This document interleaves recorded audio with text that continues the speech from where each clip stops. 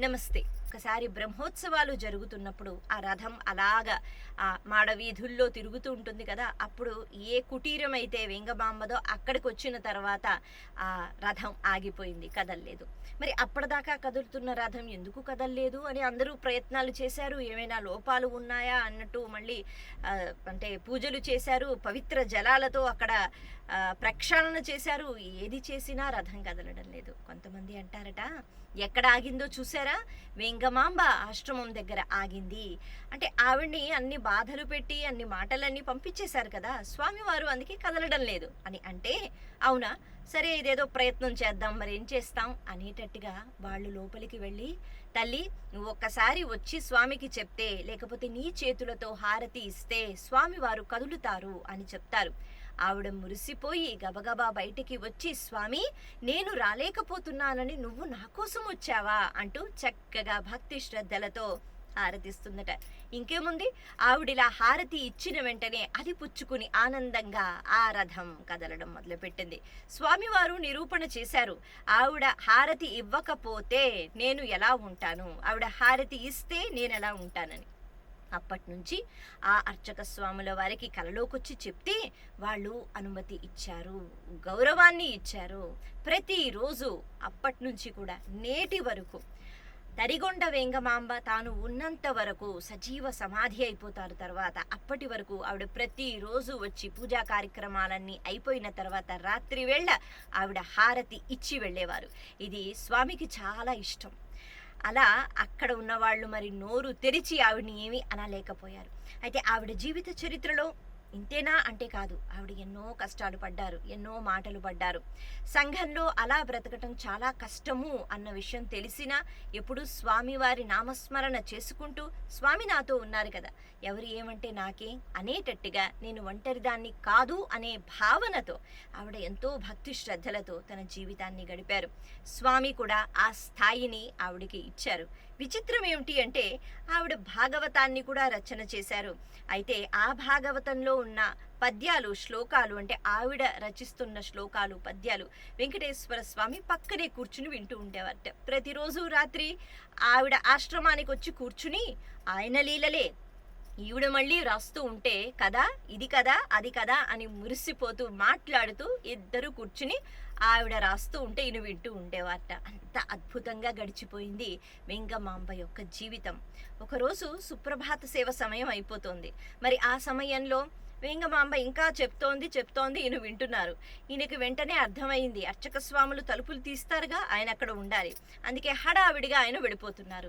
ఎక్కడికి వెళ్ళిపోతావు స్వామి, ఇంకా ఈ పద్యం పూర్తి కాలేదు కదా, ఆగు ఆగు అని వేంగమాంబ ఆ పట్టు పీతాంబరం పట్టుకుని లాగిందట. ఇంకేముంది, చిన్న ముక్క ఏదో చిరిగిపోయింది, ఉత్తరీయందో పంచదో.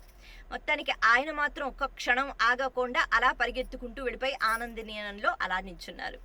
ఇప్పుడు తలుపులు తెరుచుకున్నాయిగా, ఆ తర్వాత చూస్తే స్వామివారి యొక్క వస్త్రం చిరిగిపోయిందట. మరి ఇదేమి ఆచారము, అసలు ఇలా ఎక్కడైనా జరుగుతుందా, గర్భగుడిలో ఇటువంటి అపచారం జరిగిందని వాళ్ళు అనుకుంటున్నారు.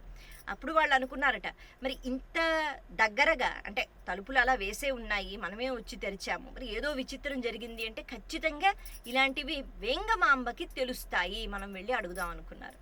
వాళ్ళు ఆ కుటీరానికి వెళ్ళారు.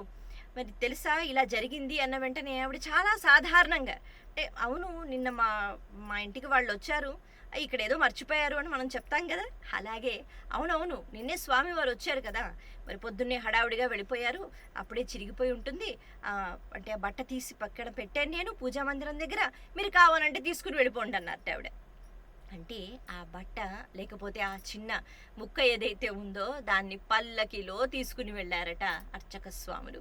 అంటే ఆవిడికి స్వామివారి పక్కన కూర్చుని మాట్లాడడం చాలా అంటే బాగా అలవాటైన విషయం అనమాట. కానీ మనకు అలా కాదు కదా, అలా స్వామికి చాలా దగ్గరగా ఉంటూ ఇక చివరికి ఆవిడ మహిమలు, లేకపోతే ఆవిడ స్వామితో అంత దగ్గరగా ఉండడం, స్వామి ఆవిడ గురించి కలలోకి వచ్చి అందరికీ చెప్పటం, ఇది ఆవిడలో ఏదో శక్తి ఉందని చెప్పి ఆవిడ్ని కలవడానికి, మాకీ కష్టాలున్నాయి తల్లి తీర్చు తీర్చు అని ప్రజలు ఎక్కువగా ఆవిడ దగ్గరికి వస్తూ ఉంటే ఆవిడ అనేవారట, స్వామి ఇదేం బాధ, అప్పుడు వాళ్ళందరూ నా దగ్గరకు వస్తున్నారు నన్ను దర్శించుకోవడానికి. కానీ ఇవన్నీ కాదు కదా!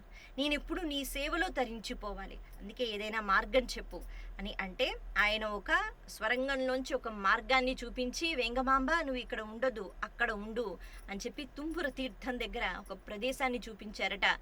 ప్రతిరోజు రాత్రి వేళ నువ్వు ఆ స్వరంగ మార్గంలోంచి వచ్చి నాకు హారతిచ్చి, నాకు పూజలు చేసుకుని హాయిగా వెళ్ళిపో అన్నట్టు. అలా ఆవిడ చేస్తూ ఉండేది కొంతకాలం. కానీ ప్రజలకు అక్కడ ఉన్నారన్న విషయం కూడా తెలిసిపోయింది. అక్కడికి కూడా వెళ్ళడం మొదలుపెట్టారు.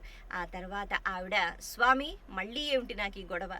నేనెప్పుడు నీతోనే ఉండాలనుకుంటున్నాను" అంటే అప్పుడు స్వామివారు, "సరే నువ్వు సజీవ సమాధి అయిపోయినా కూడా ప్రతిరోజు ఇక నువ్వు వేరే రూపంలో" అంటే ఆవిడ శరీరంతో ఉండరు కదా, కానీ నీ ఆత్మ వచ్చి నాకు హారతి ఇస్తూ ఉంటుంది కదా అని అన్నారట. అప్పుడు ఆవిడ సజీవ సమాధి అయిపోయారు. కానీ అప్పటి నుంచి ఇప్పటి వరకు ఆవిడ ప్రతిరోజు వస్తారు, హారతి ఇస్తూనే ఉంటారు అన్నది నమ్మకం. అలా స్వామివారు ప్రతిరోజు పుచ్చుకున్న ముత్యాల హారతి వెనక ఇంత పెద్ద కథ ఉంది. కథ అని అనుకోవడం కన్నా భగవంతుడికి భక్తులంటే చాలా ఇష్టం.